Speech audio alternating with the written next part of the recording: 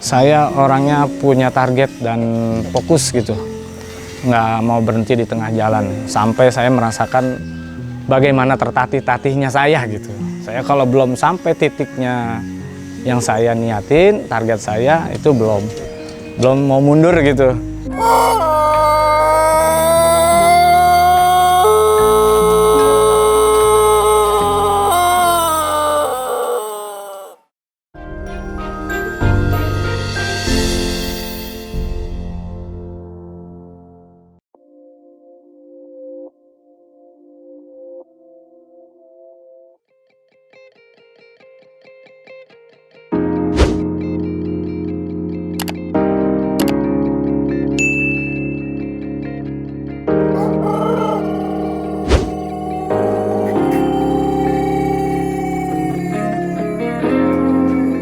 Halo sahabat tani, salam jaga tani.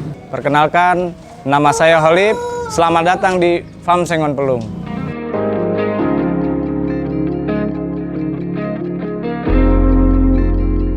Awalnya sekedar iseng gitu.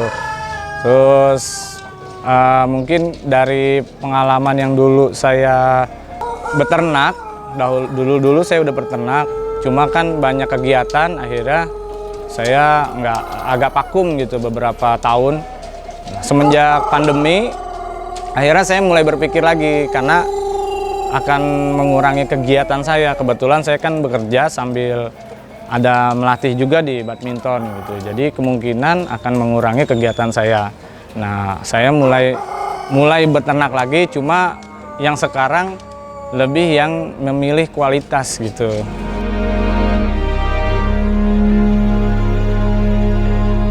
Karena ayam pelung itu seninya yang saya suka. Kalau sekarang yang lebih saya pahami itu seni suara ayam pelung yang saya suka. Nah, di situ seninya yang menurut saya dalam lah, untuk dipelajarin lebih penasaran, lebih dalam lagi, itu semakin penasaran kalau bagi saya gitu.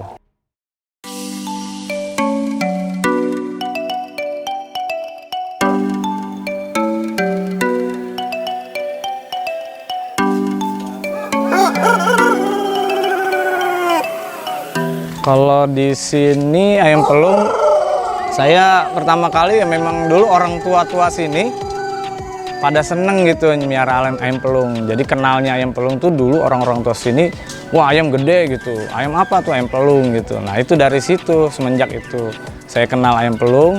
Nah ya untuk sekarang ini saya sebenarnya nggak tahu ayam pelung bagaimana gitu kan. Saya senengnya ayam pelung besar, tinggi, gede gitu, seneng buat piara. Ternyata pas saya piara sekarang ini itu ada kontesnya, ada keseniannya, larinya kesenian. Nah itu yang membuat saya lebih tertarik lagi.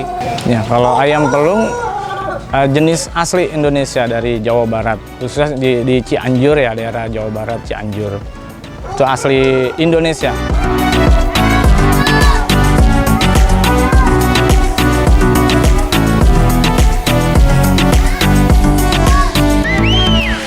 Kalau untuk kontes, dia dilihat dari pertama yang bergengsi adalah suaranya.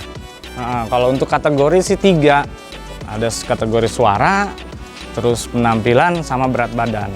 Nah untuk kategori suara ini yang bergengsi di ayam pelung, itu yang saya tahu. Kalau untuk ayam pelung itu kan memang ada keserasian ya untuk di suara gitu. Jadi kalau sekarang itu saya pelajari, ayam pelung itu ada angkatan, ada tengah, nah itu yang disebut bitu, suara tengah itu, dan suara akhiran. Suara itu harus jelas, selesai gitu, ada gloyornya, ada selesainya gitu. Nah itu yang saya tahu gitu. Ya kita harus belajar sama ayamnya sendiri, nah itu harus benar-benar yang punya kuping sensitif lah dengar suara ayam pelung. Nah, kalau kita kan melihatnya memang jelas lah ayam pelung. Yang penting sih sehari suaranya kalau menurut saya ya. Nah seperti ini kan, ini termasuk ada bitu. Nah selesai dia ada suara ayam. Nah ini kategori yang bagus lah, lumayan ya. Dari sehari suaranya juga seperti itu. Untuk menjelaskan lebih detail, untung ada ini. Ada contohnya langsung.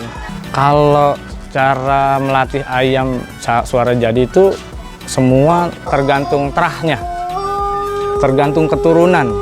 Ya, kalau udah ini pasti keturunannya suara dasarnya besar, suara besar dan itu pasti.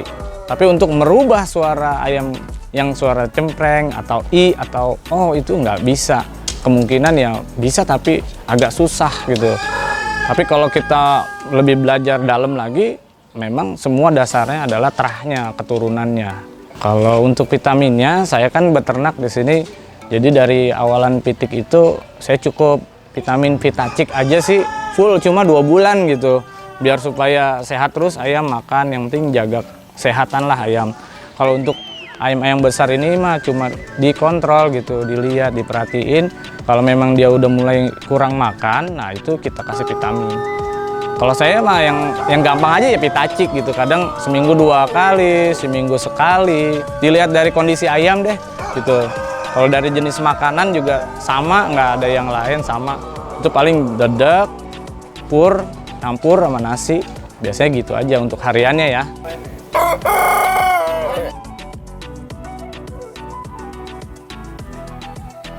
Nah, kalau untuk terah, kemungkinan itu kalau udah dapat suara yang bagus, minimal dasar suaranya pasti dapat. Walaupun dia nggak bisa ngelagu gitu, ada ayam ngelagu gitu. Kayak tadi kan dia punya lagu, alunannya, nahannya. Nah itu termasuk ayam istimewa dari satu keturunan misalkan. Tapi untuk mendapatkan itu paling salah satu dari satu keturunan itu, satu tetesan, paling 1-2. Tapi kalau untuk sari suaranya insya Allah dapat semua, nggak lari dari terahnya. Nah itulah yang dibilang ayam istimewa itu lebih mahal dibanding ayam yang biasa. Tapi ayam biasa ini dari terah yang bagus, ini kita bisa ambil buat ternak biasanya, buat mendapatkan lagi nantinya. Kalau secara terlatih cuma ayam yang penting emang pada dasarnya balik lagi ke terahnya. Kalau terahnya udah bagus, dasar ayamnya bagus, ya termasuk ayam istimewa, dia di usia 5-6 bulan itu udah mulai kelihatan. Dia mulai belajar kokoknya udah mulai kelihatan. Nah itulah yang kita pilih nanti untuk arah mau ke kontes gitu. Biasanya kayak gitu.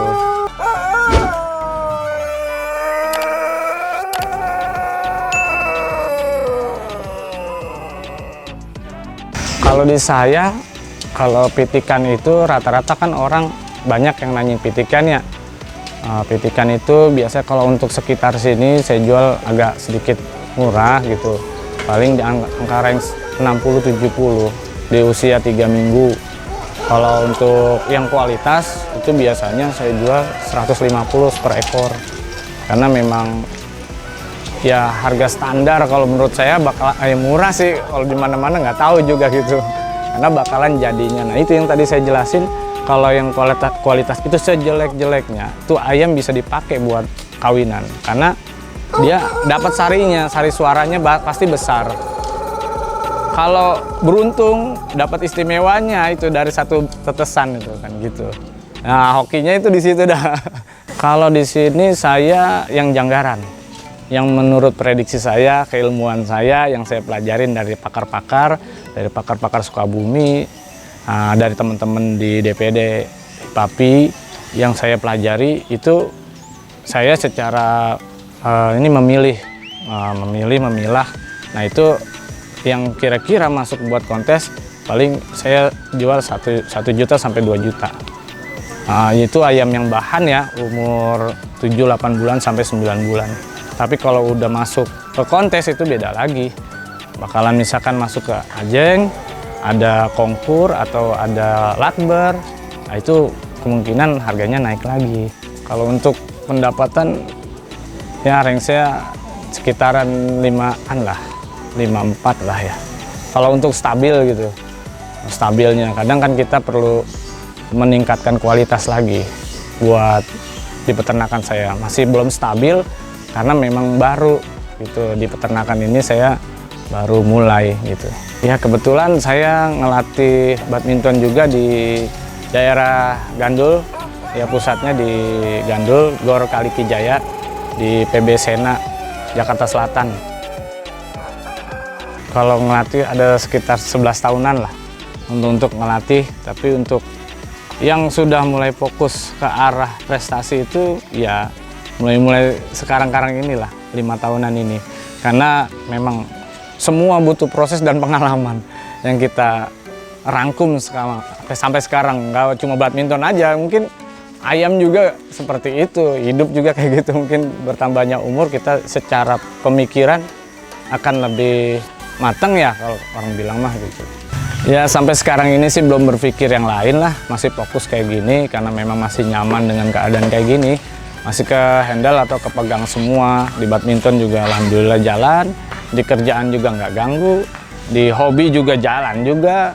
Ya mudah-mudahan akan stabil kayak gini gitu dengan keadaan yang sekarang gitu. Saya orangnya punya target dan fokus gitu, nggak mau berhenti di tengah jalan sampai saya merasakan bagaimana tertatih-tatihnya saya gitu.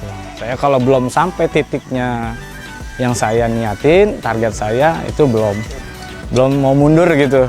Nanti pada saat saya, nah itulah, jadi tetap saya mah fokus aja gitu. Banyak mah ujian, rintangannya tetap banyak, ada aja. Tapi itu bagi saya, prinsip saya, biarin orang makan. Kalau saya tetap jalanin aja, karena memang hidup ya kita yang pilihan kita kan gitu. Ya kayak gitu sih.